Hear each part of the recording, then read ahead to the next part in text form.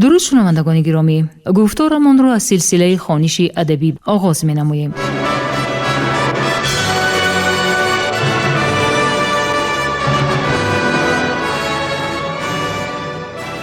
با توجه شما سلسله کتاب کسینافونت تحت عنوان کروشنامه در ترجمه، تحریر، سرسخن و توضیحات دکتر علم‌های فلسفه پروفسور رمضان نظریف در قرائت کارمند شایسته تاجیکستان علیزاده عبدالرشید خوجمقل تقدیمتان می‌گردد.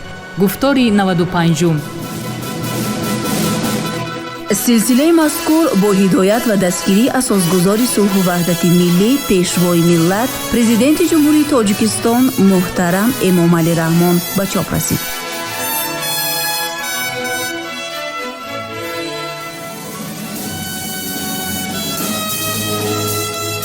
کروشنامه اثری است که تربیه سرلشکر و حاکم آرمانی مردم فارس را در دوره هخامنشی‌ها تصویر می‌کند. آن همچون رمانی تاریخی، ترجمه حالی و دستورنامه اداره‌کنی و راهبری تعبیر می شود. در آن در برابر هنرهای جنگی و لشکرکشی و صنعت جنگ و محاربه ها، همچنین دستورهای سیاسی و اخلاقی در آمیزش با قصه های مردمی، ترجمه حالی و تخیلات بدیعی تصویر می یابد که اکثر آنها در دایره طبقه برگزیده افینه صورت گرفته است. همچنین کروشنامه درباره خصلت و سیرت کوروش بزرگ معلومات می‌دهد.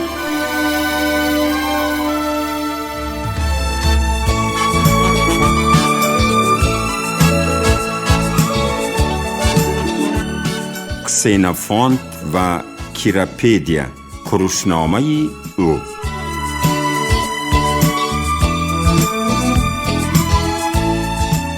و بررسی مضمون اساسی کیراپیدیا برگشته. در اینجا مختصراً غایه‌های در آن تهیه شده را جمع بست می‌کنیم. کیراپیدیا به ما پیش از همه شخصیت کامل، همان نوعی این شخصیت را نمایش می‌دهد که برای برگزیدگان یونانی عصر 4 که آنها را روحیه انفرادیگرایی و شاهیگری فرا گرفته بود جاری بود. در اینجا من بعد نشان داده می شود که چطور این قهرمان با کسب امکانیت‌های ضروری آفرنده دولت نوی آرمانی شاهیگری حدودی جهانی می گردد. در این دولت در ترتیب و نظام‌های آن عدالت عالی با آن طرزی که نویسنده اشرافزاده فهمیده است تجسم می‌یابد. بهترین ها یعنی جنگاوران اصطلاحگر در طبقه امتیازناک حاکمان متحد گردیده، بدترین ها یعنی پیش از همه اهالی کشورهای ضبط شده به موقع غلامی بی حقوق و مانند ایلات‌ها پست فراورده شده‌اند. این طبقه اشراف با سیاست آرمانی سپرتنی عمومیت زیادی دارد ولی با صفت‌های اصولاً نو هم فرق می‌کند.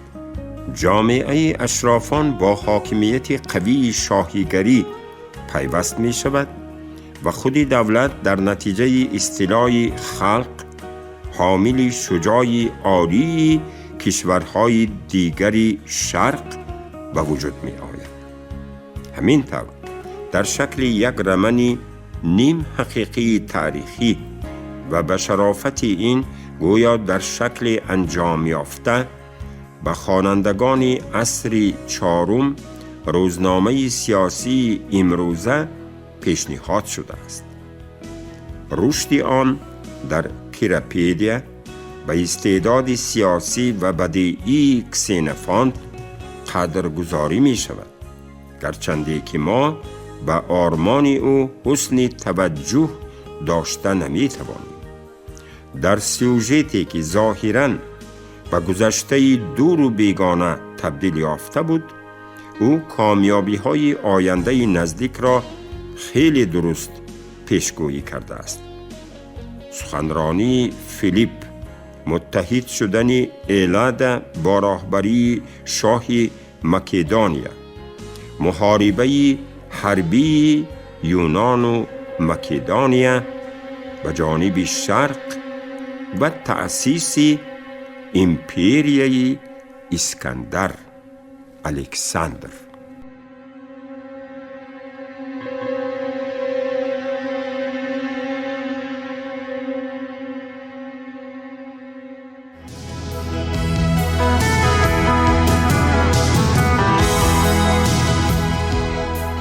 باروخوویچ جای کیراپیدیا در تاریخ نثر یونان.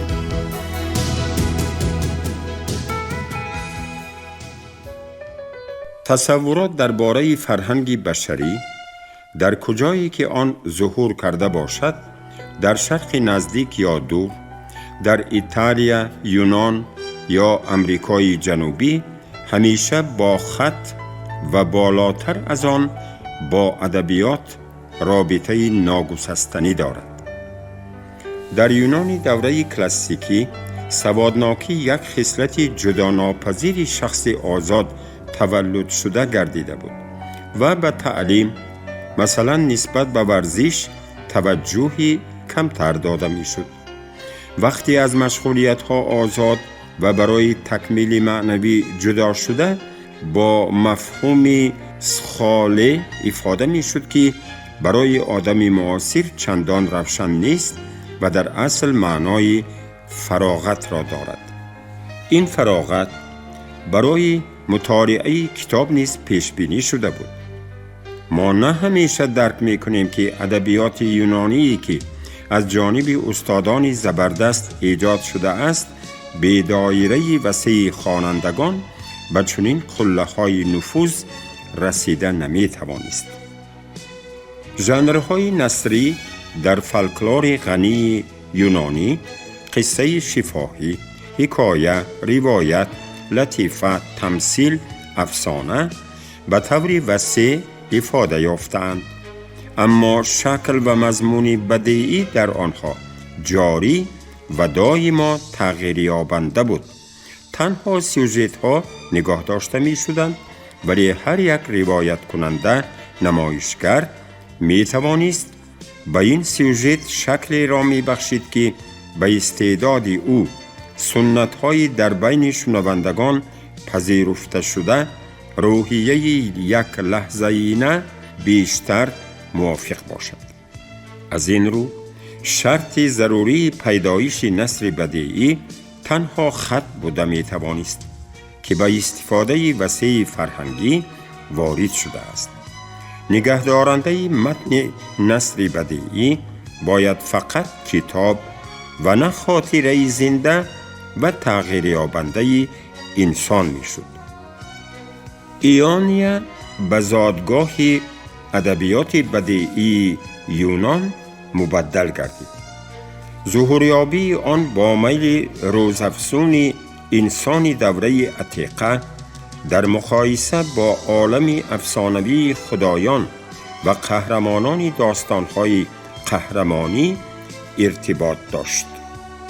در آخر عصر 7 پیش از میلاد در همه جایهای یونان برای حیات مادی جامعه شرایط نو به وجود می آمدند که باعث تظاهرات و تبدلات اجتماعی می گردند.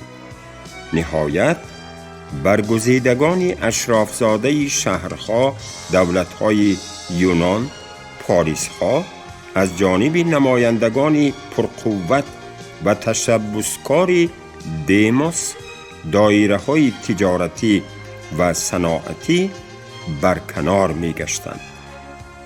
جامعه نو در نزد ژانرهای حکایه سازی وظیفه های نو را به میان گذاشت.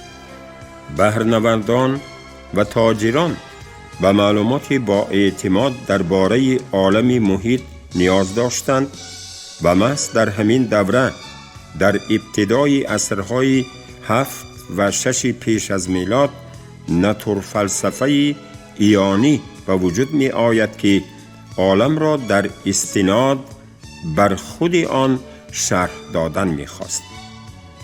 در دوام عصرهای 6 و 5 پیش از میلاد نثر یونانی رشد می‌یابد که اساساً با نقل تاریخی معرفی می‌گردد. کامیابی عالی آن اثرهای هرودوت و فوکیدید میباشند. اما اگر اولی آنها نماینده برجسته ترین تاریخ نگاری ایرانی باشد، پس فوکیدید اثر خود را به لهجه اتیکی، درسترش حتی اتیکی قدیم نوشته است و همین طور به آغاز دوره اتیکی در تاریخ نثر یونانی زمینه گذاشت.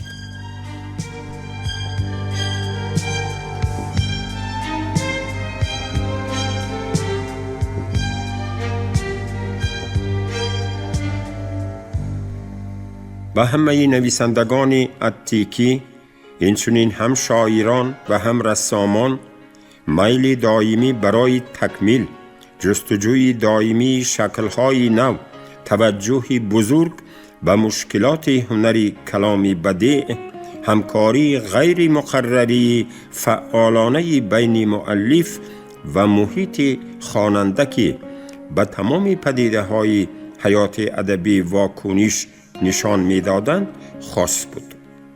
نوگانی‌های ادبیات، مثلا سخنرانی‌های مخاطبان که در شکل خطی پهن کرده می‌شدند، ارزشگزارانی مشتاق پیدا نمودند که در فروشگاه‌های کتاب انبوه شده برتری و نقصان‌های آنها، مهارت ساختن دوره‌ها، موزونی داخلی افاده‌ها، استعاره‌ها و تصویرهای را که از جانب ناطق به کار می رفتند به طوری روشن محاکمه می کردند.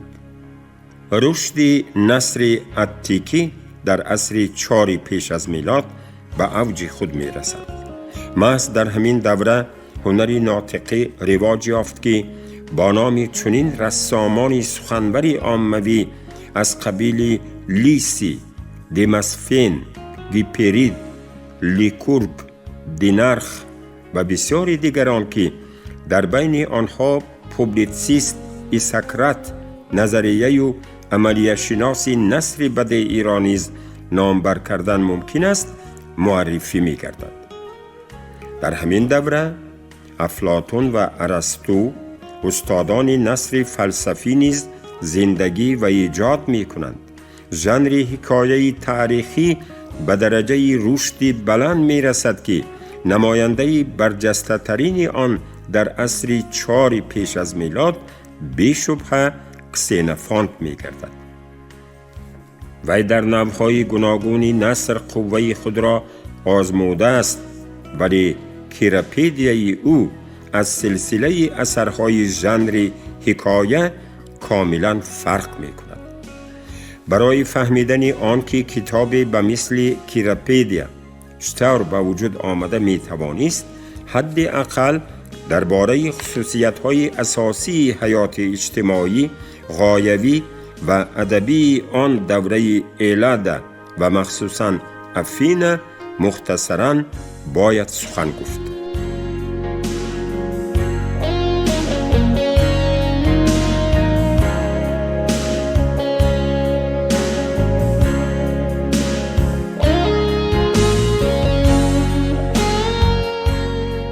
به شکل، اسلوب و مندرجه کیراپیدیا، حرکت سوفسطایی که در افین تحکرسی تعلیم خطابه و فلسفی را گذاشته بود، تأثیر مؤثرترین گذاشت. خودی کسینوفانت به مثل افلاطون معاصرش و یک قطار فیلسوفان، پوبلیتسیست ها و خادمان نمایان سیاسی دیگر از نماینده مکتب سقراط بود.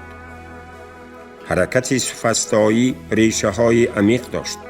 آن با تیز و تند شدن زد و خوردهای سیاسی در شهر دولت‌های یونان در نیمه دوم عصر 5 پیش از میلاد ارتباط داشت. در رفت مبارزه بین گروه‌های اشرافانه و اولیگارخی و مردم، شماره آنهایی که می‌خواستند در عرصه سیاسی پیش روند و به پیشوای مردمی رسند، چنان که آن را در آن وقتها دماگوگ می گفتند و این اصطلاح هنوز مضمونی منفی نداشت، می افزود. راهی اساسی رسیدن به این مقصد هنری سخنوری عاموی، مهارتی ناطقی بود که به وسیله آن شهروندان دماس‌هایی را که در مجلس ملی جمع می آمدند به جانب خود جلب کرده و راهبری کردن ممکن بود. تعلیم خطابه برای آنهایی که خود را به فعالیت سیاسی آماده می نمودند و پیش از همه البته برای جوانان اشرافزاده و عائله های ثروتمند همچون نیازی تأخیر ناپذیر می گردد. محض برای آنها استادان معروف سخنوری و علمهای دیگری برای سیاست مفید که آنها را سوفسطایی ها می نامیدند خدمتشان را پیشنهاد می کردند. با فعالیت آنها عصر معارف پروری یونان فرا می رسد. سوفسطایی ها در گزارش هایشان وعده می دادند که به شاگردان خود حکمت می آموزانند و تحت آن ایشان صلاحیتش را به حیات عملی فهمانده می گفتند که شاگردان آنها در گفتار و رفتار ماهر خواهند شد. در برابر این به آنها میسر گردید که شرطی بودن یک قطار مقررات اخلاقی و سیاسی و حقیقت‌های از طرف عموم قبول شده را از نگاه علمی اساسناک نمایند. صرف نظر از مخالفت طرفداران تربیه و طرز تفکر کهنه که درباره قوه آن مثلا از مضحکه‌های اریستوفان تصورات حاصل کردن ممکن است، فعالیت سوفسطایی ها موفق بود. برخی از آنها از قبیل گورگی و لیانتین باور داشتند که تنها سخنوری را تعلیم دادن ممکن است و خود گورگی هم تنها سخنوری را تعلیم می‌داد. در بین شاگردان او مؤرخ فوکیدید و پیشوای دموکراتیای افین پیریکل را نام می‌برد.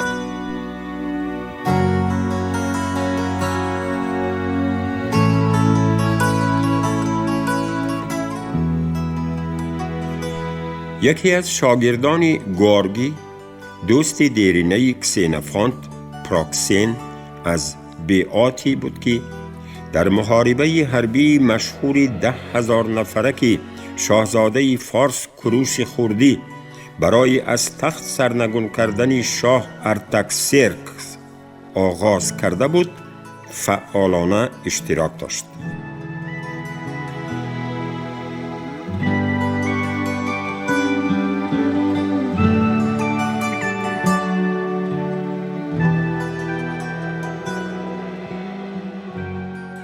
شما گفتار 95 را از سلسله خوانش ادبی از روی اثر کسینوفونت تحت عنوان کروشنامه در ترجمه، تحریر، سرسخن و توضیحات دکتر علم‌های فلسفه پروفسور رمضان نظریف در قرائت علیزاده عبدالرشید خوجمقول شنیدید. کارگردان شیرعلی نغزلی، صدا بردار کریم جان حمیدزاده.